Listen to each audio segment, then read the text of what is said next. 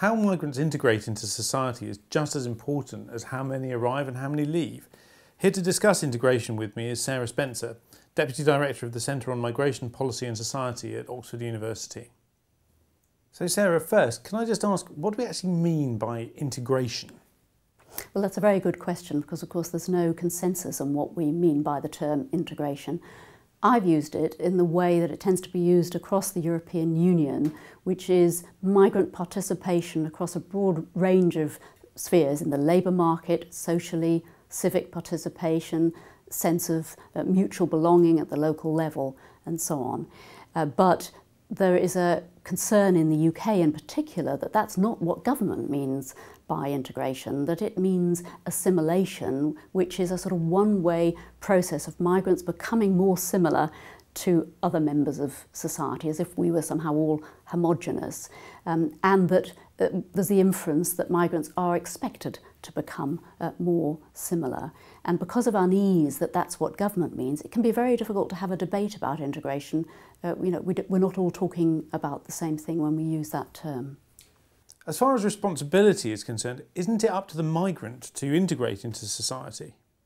I think there's a widespread presumption in debates on integration that really it's up to the migrant, that it's for them to find a job, it's for them to move out and integrate socially, and clearly there is a responsibility there. However, of course, people come to UK because they're highly motivated to improve their quality of life, or indeed they come for protection, but they usually come highly motivated to participate.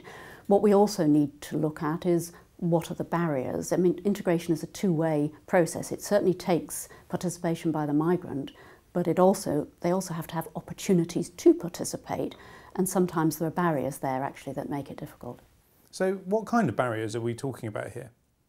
Migrants can face, first of all, the same barriers as anyone else: a lack of job opportunities, a lack of services that are suitable for their particular needs, or a lack of affordable housing. But they can also face barriers that are, if you like, unique to being a migrant. There's that unfamiliarity with the system when you first arrive. You don't know how to register with a GP, or how do you go about getting a job in the UK. There's the language issue. We know that having English language skills is hugely important in the labour market and socially. There's the attitudes of the public. There's discrimination, which can put up barriers which migrants have to overcome. And then there are sort of procedural difficulties like recognition of qualifications, for instance. If you are qualified, but your qualifications were obtained abroad and they're not recognised by employers here. So there's a whole range of barriers that people can face, and they have to overcome them. And that's where public policy can come in, can facilitate overcoming some of those barriers.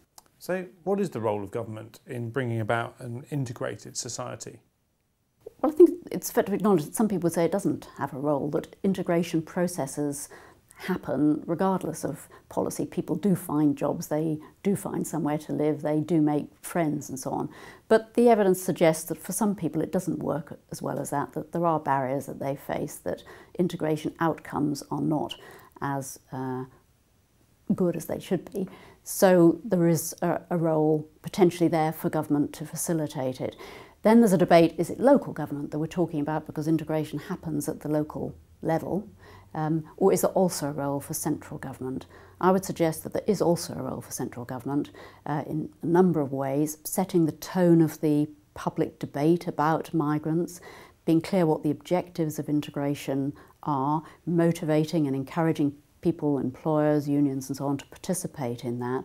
There's also the legal framework, which only government can do. There's the framework on discrimination and equality law, which is terribly important. But it's also government that determines the conditions under which migrants stay in the country, the restrictions on what they're allowed to do, whether they're allowed to work, whether they're allowed to access particular services. And one of the things government could do is review whether all of those restrictions are, in fact, necessary, given that in a sense there are also barriers to integration.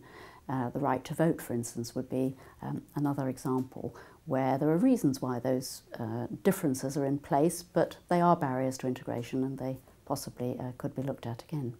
So is current government policy actually facilitating integration? I think the surprise is that there isn't a national policy for the integration of migrants.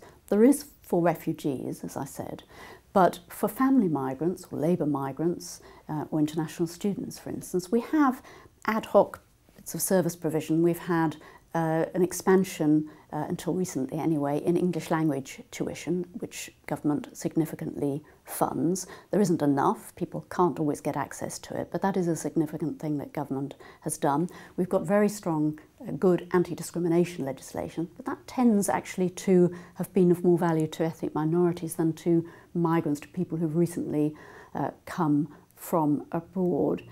So we've got ad hoc bits of policy, but there's no national strategy, there's no clear objectives. What are we trying to achieve here? What barriers are we trying to address?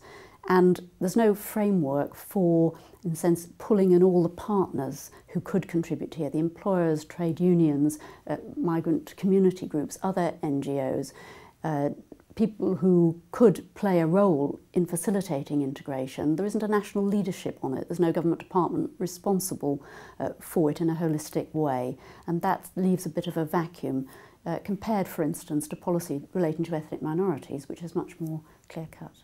Sarah, thank you very much.